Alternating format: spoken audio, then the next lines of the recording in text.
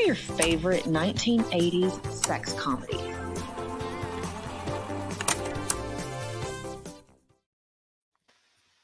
Hello, everybody. Good to see you. What's up, buddy? Man, you stole my joke, dude. Fried green tomatoes 12. Yes, I was halfway done. By the way, Ron, love your work. Oh, thank you. Yeah. I appreciate that. Yeah. All right, so I'm just going to dive right into it. Basically, this is the subgenre of comedies, sex comedies. And I think personally, I think a lot of people would agree, the 1980s were the heyday of it. So I'm just going to jump right into it now. I'm going to spare you the synopses. Okay. I'm going to give you the Cliff Notes version because there's a lot. So I'm going to try to bang this out in like 5 minutes. But you're going to want to start with Hard Bodies. Okay. You can't miss with this one. Grant Kramer classic. He was also in Killer Tomatoes. Look at you, Danny. You got me on that. Killer Clowns from Outer Space. Basically, this is about a guy who is showing old dudes the bigger and better deal. He stays rent-free, and he basically helps them pick up women. The end. And it's awesome. It's actually got a lot of eye candy. I forgot he was in Killer Clowns from Outer Space. Oh, yeah. And he was in New Year's Evil, and yeah. You know, Christopher Titus was in that, too. That's right. Was he in Killer Clowns? Yes. Oh, wow. Yes. He played a small part in that, and he's still friends with the producers from that. So very cool. Well, moving along, this is something Johnny Depp wants to forget. Private Resort. Okay. This movie is badass. As a kid, it was a problem to watch. As an adult, it's a problem to watch. Okay. It actually holds up. So cats go to a resort to get laid. The end. Awesome. As a teenager, you're really bringing back the memories. Well, I got more. Boom. This one's awesome, dude. Malibu Bikini Shop. Bruce Greenwood as like a youngster. They inherit a bikini shop to get laid, and then it's gonna be shut down. So they hold like a fundraiser. The end. It's awesome. I'm glad this is the starter pack. This is the starter pack. Like this is. I'm just glad Ron's not. I'm just glad Ron's not a real pastor. Oh, I'm not. I mean, you know, my language sometimes gets out of hand, but right now I'm keeping it casual. I'll let the movies speak for themselves. Go for it. No sex comedy marathon is complete without Porky's. A Bob Clark classic. Yes.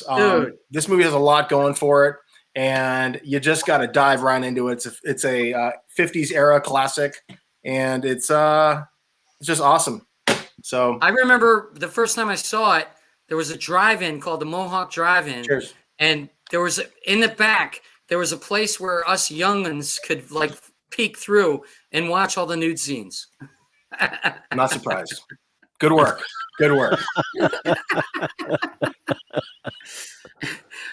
Oh my God. Anyway, I'm a much more moral person now, but you know, I was a teenager with hormones. Did we lose you? I think he's frozen. He's frozen. I think he is frozen. A good 80s sex comedy will do that to anyone. So Did you guys see that? I saw like a massive hiccup. No, we didn't. All right, oh, really? Oh, like everything dropped on my end. Anyway, John Ritter's a hero of mine, and this is a Blake Edwards classic. This guy just wants it all. He wants a monogamous relationship, and he wants to literally have sex with every woman that moves. So it's a fine line you got to walk. It's basically the male story. It's awesome. Wait. I remember that movie, and there was a scene in it with glow-in-the-dark condoms. It's you know, it's funny because when that scene hit the theaters, like everybody was talking about it. Yeah, Carrie Rappaport, exactly, the glowing boner fight. It was an iconic scene, and sadly, I feel like it's totally forgotten, underrated, and no one has dared to even remake it, which is either sacred ground or maybe they just haven't got to it yet. The conversation was hilarious because they both got boners. They got condoms on, and they're glow in the dark, and they're talking. It's like so stupid. Yeah, you know, I got to say, like, just as a writing standpoint, when I was watching it, I felt like they should have made the rock star's wang like super small. Like he's just like riding the, you know what I'm saying? Like it was just like animation wise, it was like, I don't know, like similar, but I think it would have been funnier if it was just like, I don't know. And that was before the Schwartz. Before It was after. Sure. Was it after? 2 years after. Yeah, Spaceballs. Correct. Yeah, because Oh. Skin Deep was 89 and Spaceballs was 87. Okay. Yeah, All this right, is my all right. Rain Man toothpick scene right here. So yeah. No, that's why we ask Anthony. We don't tell Anthony. God bless. God bless. That's- Well, I see your Schwartz is as big as mine. that was a pretty good impression, sir. Pretty good impression. I'm going to try to move it along because I know time is of the essence, but you can't Yes. have a marathon without Michael Caine Oh. classic. Joseph Wow. Bologna, Michelle Johnson, and I believe a young Demi Moore. Blame It on Rio. It's got a horrible intro song. Valerie Harper, God rest her soul, is also in this.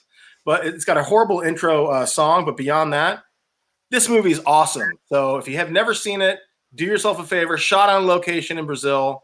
I think it's fantastic. So Yes, but Batman's butler was also in that. let's talk about it. Michael. I just Come said on. Michael Caine. Yeah. Oh, you said Michael Caine. Yeah, He bro. did? Oh, I didn't hear that. Fried green Michael tomatoes Caine- 12. So how old was Michael Caine when that movie came out? He was brilliant in that movie. Unfortunately, my toothpick special powers end there. I actually have no idea.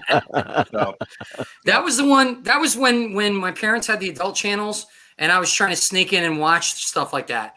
wait. I thought you were born in 1994, like you said on the last episode. Exactly. So, yeah, you're right. You know what? You're right. You're absolutely right. Forget it. I'm only 28. I'm only 28. Okay. Moving along, this movie is deemed "quote unquote" problematic by people who use the word problematic a lot. Okay, so I think it's fantastic. In fact, bear with me here. It's so fantastic that I've got the standee. The end. Oh man. So whoever has not seen that film that's watching this right now, it's streaming on Amazon. There are some moments that don't hold up in life, but it's it's an innocent movie. It's totally fun. You can tell everybody who made it had a good time, and it's just a classic. Ron, do you remember all these movies, man? No, but I think I know where this is headed. I do not. I mean, I remember the titles. I really did, obviously, and I know some of the actors who were in some of those movies. Oh, cool. Worked with them, but I don't read. I wasn't into those movies, like you guys were. Hey, are as we are. See, that's the difference. I have a son, and I can be honest. No. I'm just messing with you. No, but I mean, look at you're teenagers. Back in the 80s. I mean, that's just the way it was. It wasn't like we were, awful people. But you don't have to defend kids. yourself, sir. It's fine. I think you weren't even born yet. Remember? I think for me, being an actor, it's hard for me to sit through movies that have really bad acting. Sure. So, it's kind of like sitting through a comedy that's just not funny. I wasn't looking at the acting in those movies. I know you weren't. I get it. Yeah. All right. What do you got? Moving forward. Bring it. There's an actress named Sylvia Crystal who was in Okay. a lot of Emmanuel films, 7 to be exact, and she's in a movie called Private Lessons, which is honestly kind of a hard watch, but it's very well made because the dude was like 16 at the time. She was like 20-something, and they get it on in this movie quite a bit. But it's a total coming-of-age film. Yeah, and I think she's a pretty good actor. So yeah, Private Lessons is another good one, but you're not gonna top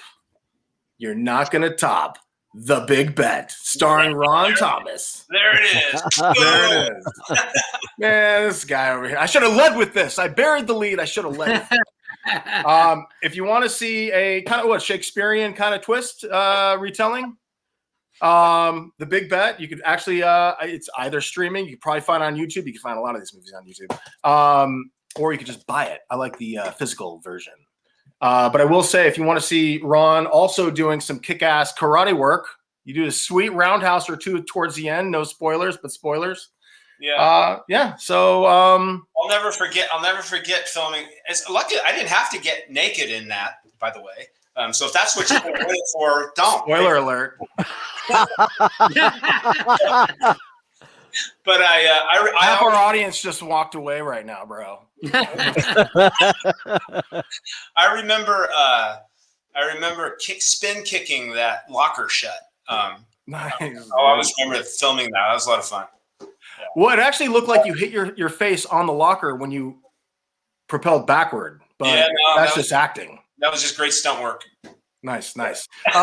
Off the top of your head, I just have a random question. Was that shot at El Segundo High School, or where was the location? Do you remember roughly? Oh, I want to say it was Hollywood. It was Hamilton. Okay. I think it was Hamilton High School. That sounds right. Yeah. Yeah. I'm going to have to do one more. It's not 80s. And this is part one, by the way, because there's too many to like throw in one, segment. Orgasmo, starring Trey Parker and Dean Bahar. This movie's rad. If you've not seen it, it's the first superhero from, Utah. He's a Mormon superhero, right? So, yes, Carrie's badass. Yeah. That's Carrie's husband. That's Carrie's husband, absolutely. Carrie's one of the writers for the show. Yeah. Her husband did that. He's a very good friend of mine. I love that guy. Yeah, I'm not even trying to suck up to D&D and just knows I love this shit. He knows. Like, dude, he's a genius actor. When we did a reading we did a reading for my movie, and we had Judd Nelson, we had Casper Van Dien, we had all these big actors, and I'll tell you, I'm not even lying, he crushed it. Like, Dean surprised everyone. I mean, it was like so solid. He developed this character, and he wasn't himself. Like, you know how actors sometimes they'll read it and they'll just read it for a reading. You know what I mean? He actually had a whole character, but he didn't overdo it. He wasn't like, but it was amazing. So yes, see that movie. He's a real actor. Absolutely. For sure. So, that's what I got right there. So I will leave you with that. The end. That's all I got.